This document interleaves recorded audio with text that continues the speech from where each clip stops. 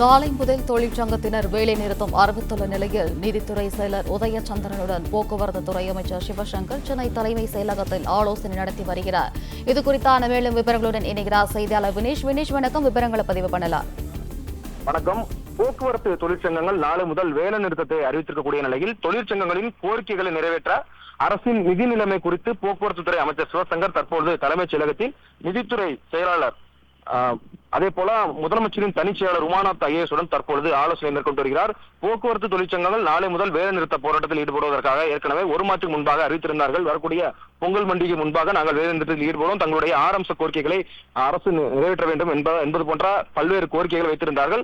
தற்பொழுது இந்த கோரிக்கைகளை நிறைவேற்றினால் அரசின் நிதி நிலைமை குறித்து நிதித்துறை அதிகாரியுடன் கலந்து ஆலோசனை செய்த பின்னரே அவருடைய கோரிக்கை நிறைவேற்றப்படும் என அமைச்சர் சிவசங்கர் தெரிவித்திருந்தார். தற்பொழுது தலைமைச் செயலகத்தில் நடைபெறும் ஆலோசனை கூட்டத்திற்கு பிறகு போக்குவரத்து தொழிற்சங்க பிரதிநிதிகளுடன் பல்லவ நிலையத்திலும் அமைச்சர் சிவசங்கர் பேச்சுவார்த்தையில் ஈடுபட இருப்பதாக தெரிவிக்கப்பட்டிருக்கிறது. குறிப்பாக அவருடைய ஆரம்ப கோரிக்கைகள் 2 அம்ச கோரிக்கைகளை பொங்கலுக்கு முன்பாக நிறைவேற்ற வேண்டும் என்பதுதான் இவருடைய முக்கிய கோரிக்கையாக இருக்கிறது. அதாவது ஓய்வு பெற்ற தொழிலாளர்களில் 96 மாத காலமாக நிறுத்தி வைக்கப்பட்டுள்ள அகவலைப்படி உயர்த்தி நிதி தொடர்பான ஆலோசனையும் இந்த கூட்டத்திலே ஆலோசிக்கப்பட இருக்கிறது. அதே போல அகவலைப்படி உயர்த்தப்பட்டால் நிதிச்சுமை அதிகரிக்கும் என்பதால் இது தொடர்பாக நிதித்துறை செயலாளருடன் தற்பொழுது இந்த ஆலோசனையானது நடைபெற்று வருகிறது.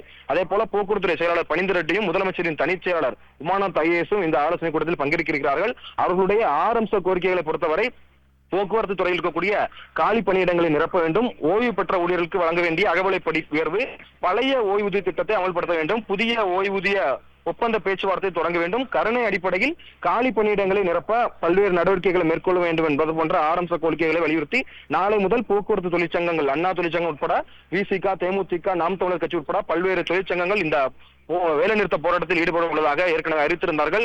ஏற்கனவே தொழிலாளர் நல வாரியத்திலும் இது தொடர்பாக ஒரு முத்தரப்பு பேச்சுவார்த்தை நடைபெற்றது. அந்த முத்தரப்பு பேச்சுவார்த்தை தோல்வி அடைந்த நிலையில் இரண்டாவது கட்டமாக இந்த பேச்சுவார்த்தை நடைபெறுவதாகவும் தெரிவித்திருக்கிறார்கள். அதே போல இந்த தலைமைச் செயலகத்தில் நடைபெற்ற ஆலோசனை கூட்டத்துக்கு பிறகாக பல்லவ நிலையத்தில் தொழிற்சங்க பிரதிநிதிகளுடன் அமைச்சர் சிவசங்கர் ஆலோசனையில் ஈடுபட உள்ளதாகவும் தெரிவித்திருந்தார்கள்.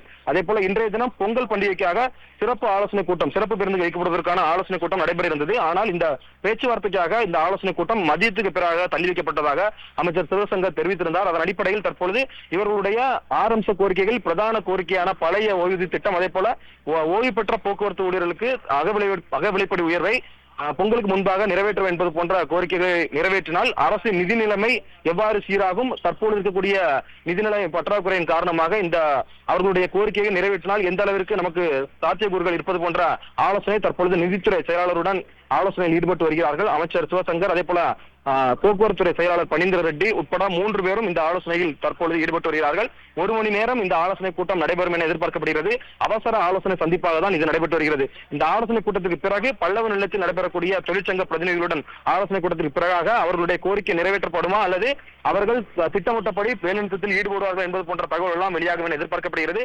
ஆனால் அமைச்சரை பொறுத்தவரை அவர்கள் ஒருவேளை அவர்களுடைய கோரிக்கை நிறைவேற்றாத பட்சத்தில் உங்களுக்கு முன்பாக தங்களுடைய போராட்டத்தை அறிவித்திருந்தார்கள் என்றால் தற்காலிக ஊழியர்கள் அடிப்படையில், ஒப்பந்த ஊழியர்கள் அடிப்படையில் பேருந்துகள் இயக்க ஒரு முடிவு இருப்பதாக அமைச்சர்கள் தரப்பில் இருந்து தெரிவிக்கப்பட்டிருக்கிறது. தற்பொழுது அவசர ஆலோசனை கூட்டமாக தற்பொழுது இந்த ஓய்வு பெற்ற தொழிலாளர்கள் 96 மாத கால கோரிக்கையும் அதே போல அகவிலைப்படி உயர்த்தப்பட்டால் நிதி சுமை அதிகரிக்கும் என்பதால் கலந்து ஆலோசித்து முடிவெடுக்க தற்பொழுது இந்த ஆலோசனை கூட்டமானது நடைபெற்று வருகிறது.